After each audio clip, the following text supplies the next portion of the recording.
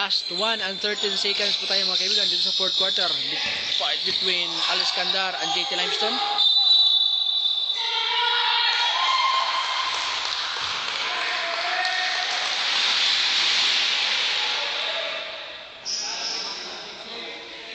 Offensive foul was called against team JT Limestone, person of Magic Jong, as Edwin Manabat establishes defense. However, Iskandar, PJ intercepted by, almost intercepted, complete intercepted by JT Limestone. However, a call was fouled against Manabat.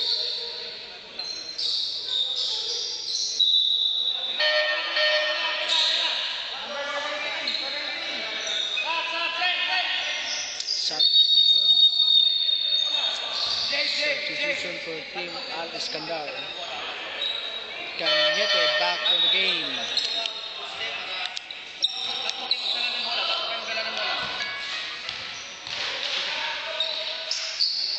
Paulo Mesias missed his first attempt on the line, free throw line.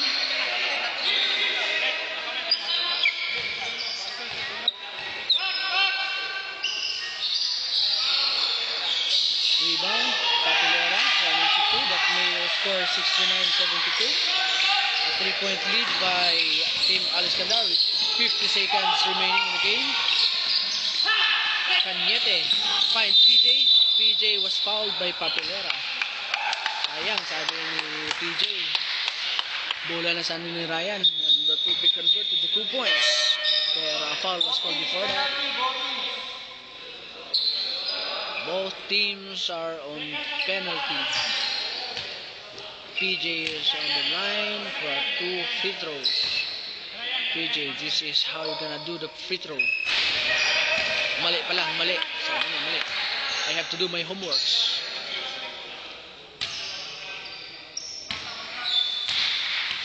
Second attempt for PJ.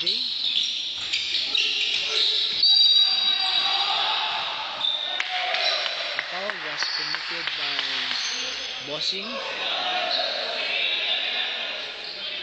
Leo Santillan.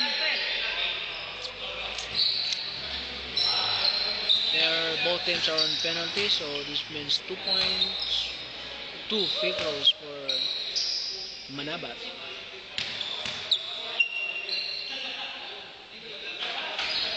First free throw, pasok. That stretched their lead to 4 points, 69-73. And let's make it 74. 5-point lead by team Al Iskandar with 41 seconds remaining. Chino taking of a 3, missed. Last touch on Paulo Mesias. Al Santi. Cañete. Transition for Cañete. Trap in half court. PJ hawak ang bola. Ryan. 24 seconds remaining. To Manabat to Cañete. Cañete with 18 seconds remaining. Intercepted. The pass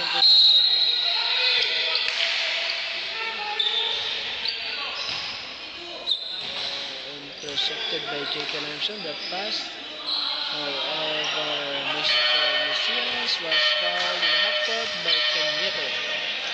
So since both teams are in penalty, this means 2 free throws for Paulo Mesias. Made his first attempt. So it's a 4-point lead for team Al Iskandar with 14.4 seconds remaining in the fourth quarter of this game. Paulo, second attempt, made it. 3-point lead for Iskandar. Manabat, fouled by Chino.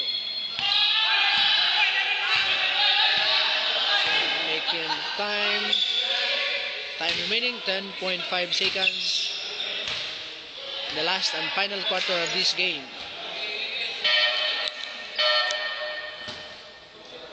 Substitution. Ryan out. big men po ngayon. As you can observe, ladies and gentlemen, big men for Team Al Iskandar. Manabat will be taking his 2 free throws. Made his first attempt. Let's stretch their lead to 4 points, 75-71. Second free throws, nothing but net.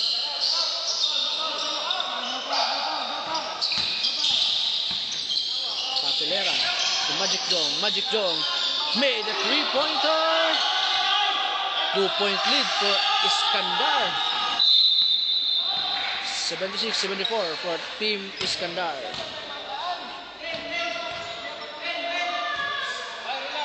2.3 seconds remaining for the last quarter of this game.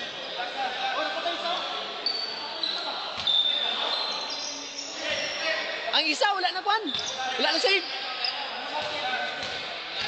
2.3 seconds remaining for the last and final quarter ng game nito mga kaibigan. First free throw, Mintis. As you can see, it's just a 2-point game mga kaibigan. Lamang ang Al Iskandar ng 2 points, 76-74 against JT Limestone. Second free throw. Binato, pasok. Team JT Limestone made a call for a timeout. With 2.3 seconds remaining in the game. It's just a 3-point game mga kaibigan. So this means it's a half-court inbound. Back to the very crucial 2.3 seconds of the last quarter of this game. Lamang po ang Al Iskandar ng 3 points with just 2.3 seconds remaining in the game. Bula ng JT Limestone. It was intercepted by this hero, PJ, for a layup miss. However, it made this game. Final score po natin, 77-74. Panalo po ang Al Iskandar. Bye for now.